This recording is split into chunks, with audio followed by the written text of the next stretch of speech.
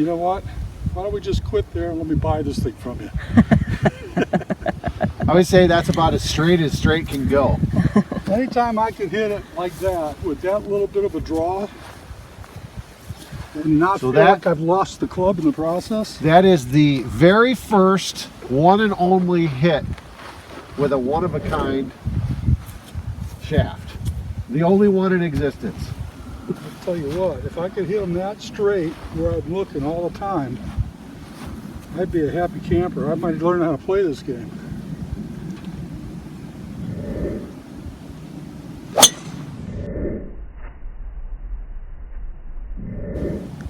Flex-wise, how does it feel compared to your other?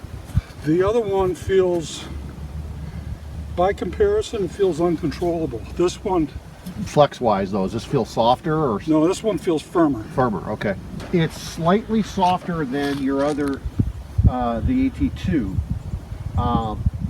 It's going to be very similar, but what we don't know is the difference in head weight between the Titleist and the Callaway. That was hit pretty good. But it's low. I like that trajectory. I don't know whether you do or not. No, I do. I like it a lot.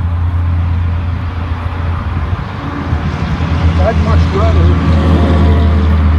have a low boring flight so that no matter what the wind conditions are, I can play that same shot, that I don't have to worry about changing ball position and stuff.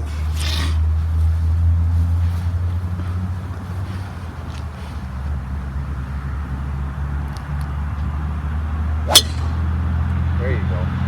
Oh, wow.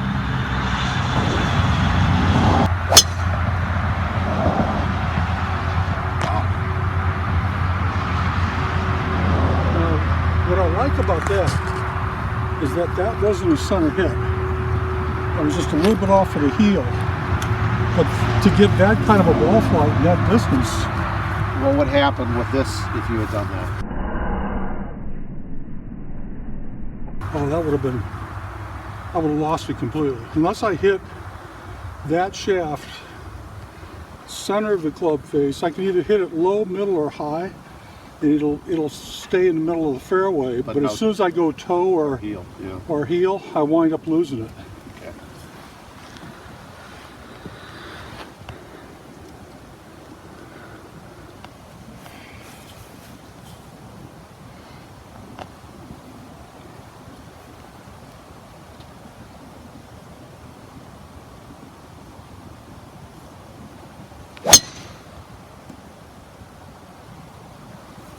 I'll take that ball flight any day of the week. Because when that gets out there at that ball flight, when it comes down, it's coming down at a flatter angle, and it's just kicking and running. That one will tend to balloon on me a little bit.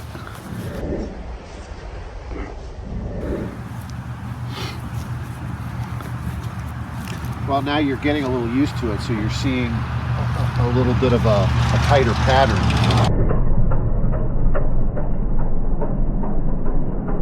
Yeah, I mean, that's got to give you a ton of confidence when you're playing narrow fairways like St. Germain. Yeah, because it'll once you know that you have a shaft that'll hang in there for you no matter what you're doing, when you have a bad shot, you know it's you, not your equipment. Oh, wow. I totally missed that one. Yeah? And yet still got it. Right down the fairway. Yeah, fairly straight. The other thing that does is that once you know that when you miss them, you still get a good shot, now you can stand over a ball as you're playing the game and you can start thinking about where you want to hit the ball instead of, is my swing right to get the shot? Because every time I do my swing right, I'm constantly changing my swing. And that's a terrible way for me to play golf. Right.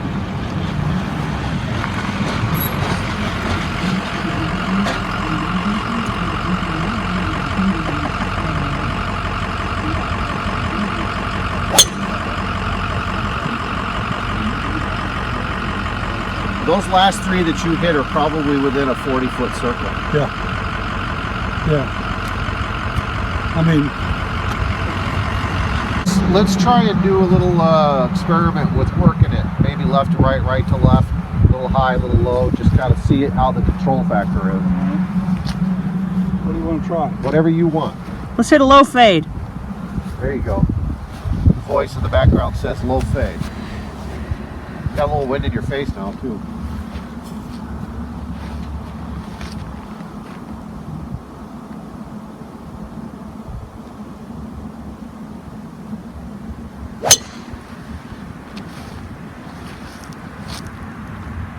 He likes it.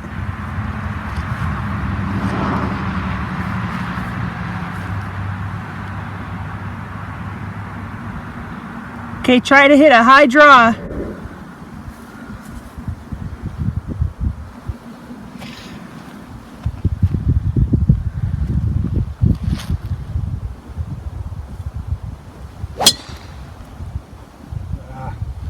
You got through it. High straight. That'll work. If that's your miss. If your miss is straight, that's pretty good. Yeah.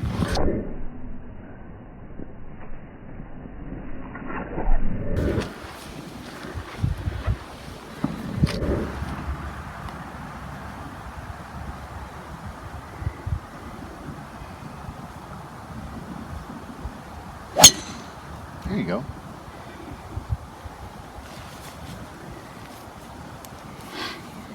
More of a low draw. Yeah. I've never been much of a high ball hitter. And that's because I do that sliding stuff. Which is fine because you know where it's going. You know? Yeah. It's totally fine. Beautiful. Wow.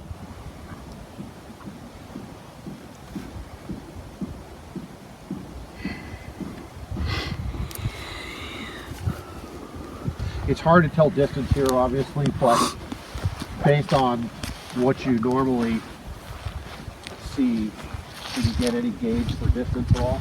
Yeah, I'm at the stage, unless I try to really go after it when I'm on a driving range that's well marked, I'm about 250, 260. And I'm not swinging real hard right now, and it's easily going that 250, 260. What I can't tell here, because it's so flat, is the run out. Right. When I'm hitting them good, I'll fly at 250.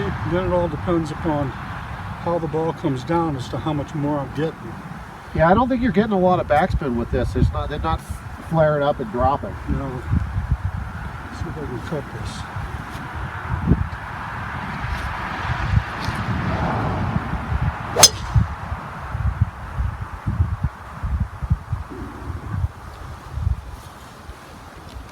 The cutter. Yeah, that's exactly. There's a couple of holes in Muskego Lakes that you need that big running cut, and that's what I was trying to hit. And what'd you shoot in Milwaukee in the tournament this weekend? 74. Awesome. Wow.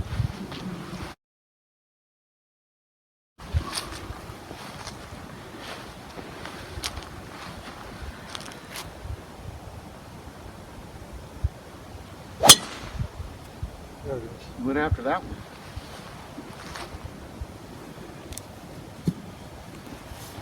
We'll get that thing in.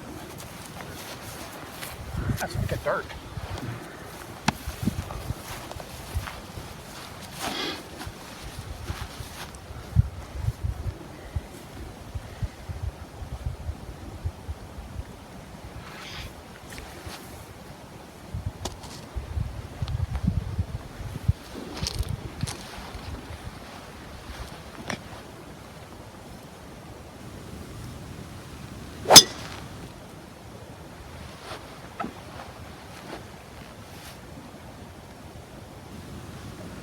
Now, that coming low like that easily had what I would have guessed be minimum 20, maybe 30 yards with a roll on it afterwards. And that was even a fade as opposed to a hook.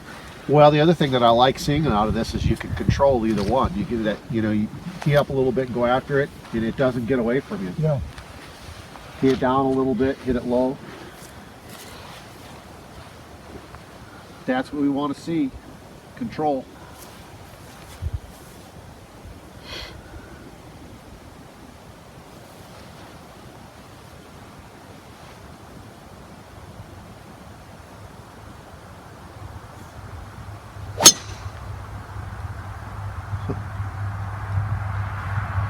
Like I said, I'll buy it from you right now.